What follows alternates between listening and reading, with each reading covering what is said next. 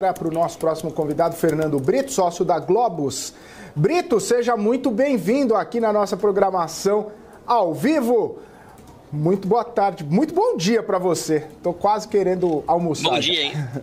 É isso. Bom dia ainda, Felipe. Tudo bom? Prazer estar aqui com vocês. Tudo jóia.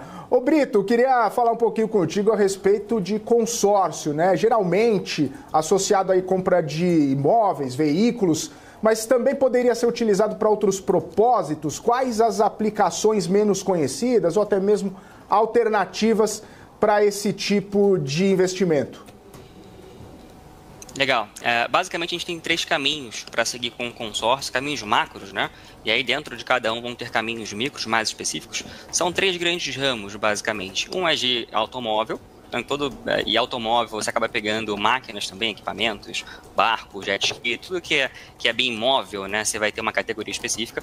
Bens imóveis, então tudo que é imobilizado efetivamente, tudo que tem um RGI, para poder deixar como alienação, né, alienado, pode ser um caminho de fazer, e um outro de serviço, tudo que emite nota fiscal. Então, quando a gente pensa em consórcio, a gente tem esses 3 grandes caminhos. E o importante, Felipe, é ter em mente que se você contrata um consórcio de automóvel, você não pode, no meio do caminho, mudar para comprar uma casa agora, porque não é da mesma característica. Não é esse o registro a qual ele foi feito para comprar um imóvel e sim um automóvel. Então, a efeito de consórcio, a gente tem esses 3 grandes caminhos. E o que você pode fazer até com esses consórcios não é apenas comprar um bem, pegando especificamente o imóvel como exemplo. Você pode, além de comprar um bem, você pode reformar, você pode comprar um terreno, você pode construir, você pode até mesmo substituir um financiamento caso ele esteja em andamento. Então, ele é bem flexível, efetivamente, para a utilização, não é apenas a compra do bem em si. Você tem uma série de fatores que pode ser, e até curiosidade, né? Quando você pega um consórcio de serviço, você pode fazer até implantes dentários, você pode fazer harmonização facial, você pode fazer o que você quiser efetivamente de serviço que emita uma nota fiscal. Então, o consórcio, de fato, ele é bem abrangente nas suas características. Aí comparando ao financiamento, né?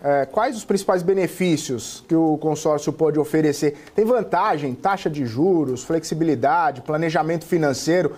Tem vantagens em relação ao financiamento especificamente? E, obviamente, se tem alguma desvantagem, algo que seja um pouco ali limitador em relação ao financiamento? Perfeito. A gente costuma dizer aqui na empresa, na Globus, que não tem o melhor produto de todos os tempos. Tudo vai depender primeiramente do alimento de expectativa. Então, naturalmente, o consórcio, o cliente ele entra pagando muito mais baixo ao efeito de parcela frente ao crédito que ele deseja do que um financiamento. Pelo simples motivo do que o financiamento você já tem o bem em mãos, né?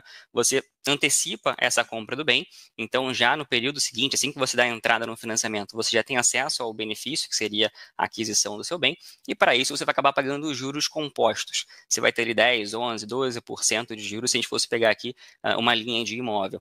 Já o consórcio em si, ele vai te entregar mais médio prazo, médio e longo prazo. Não é que no curto prazo você não possa usar o consórcio. Até pode, vai tudo depender do alinhamento de expectativa e dos estudos de probabilidade de contemplação, porque a contratação de um consórcio por si só, na verdade, é um pagamento de parcela numa expectativa de ter um bem em caso de contemplação. E essa contemplação pode ser mais rápida se você ofertar um bom lance, ou seja, descapitalizar um valor, ou pode ser um pouco mais demorada, que vai depender da sorte, se você for contemplado ou não.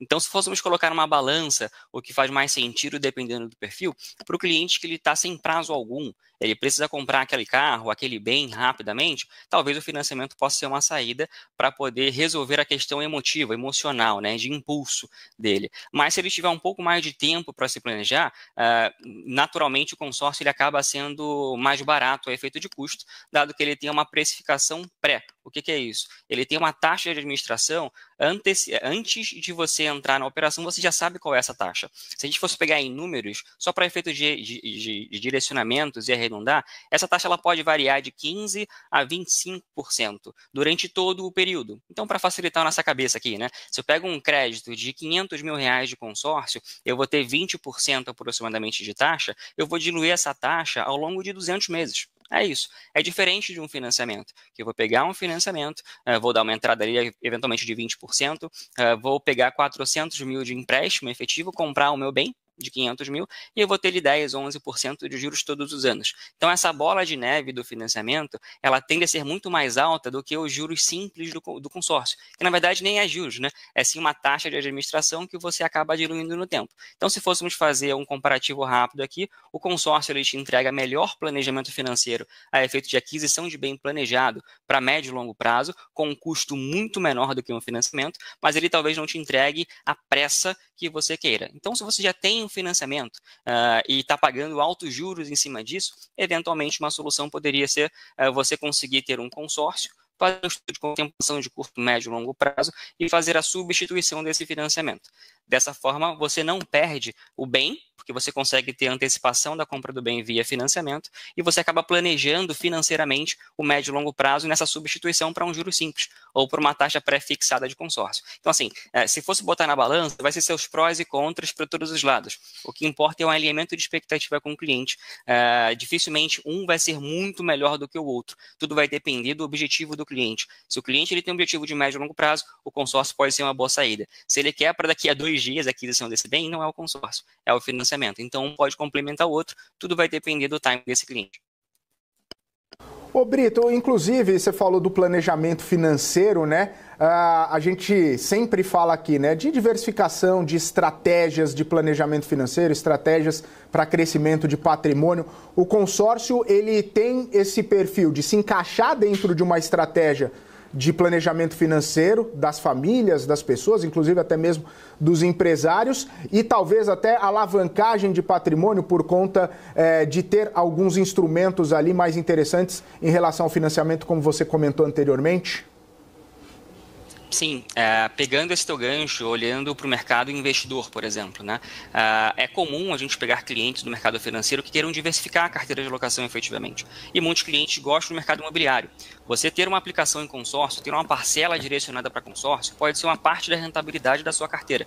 Da renda fixa, por exemplo, que você pode direcionar ali 2, 3, 4, 5 mil reais para um crédito de consórcio. Só para efeito de números aqui, para facilitar a conta, um consórcio padrão normal de 500 mil, você vai ter uma parcela por volta de 3 mil reais por mês. Porque você vai pegar aqueles 500 mil, colocar 20% na média de taxa e dividir pelo prazo de 200 meses na média. Então, isso dá aproximadamente 3 mil reais.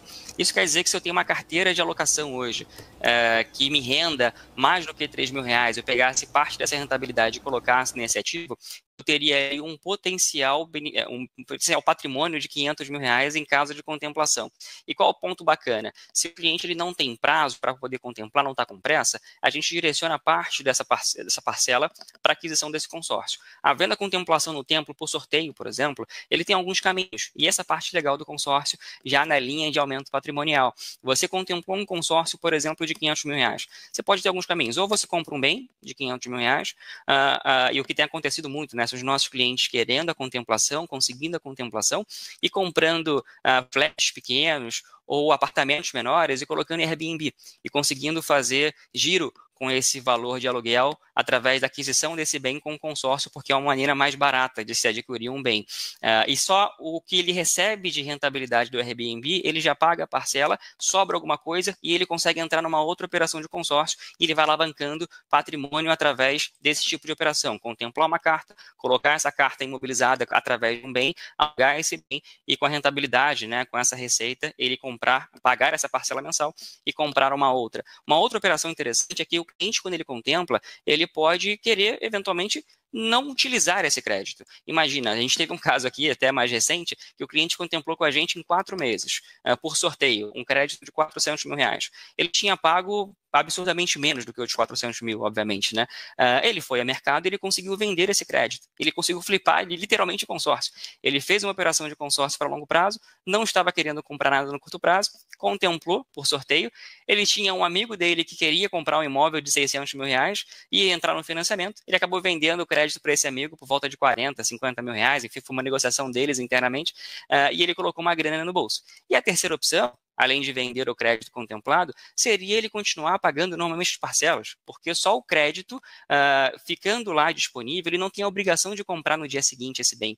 Ele pode deixar esse crédito que automaticamente, a partir da contemplação, ele vai para um fundo de investimento, que gira em torno de Selic ali, né? Dependendo da administradora, vai ser 100% do CDI, 90%, mas só o crédito que é super acima do valor aportado, a rentabilidade dele já é superior à parcela que o cliente paga. Então, em uma estratégia de composição e diversificação de carteira, o consórcio ele faz super sentido, desde que tenha um alinhamento estratégico de quando vai adquirir, se vai querer contemplar no curto, médio e longo prazo.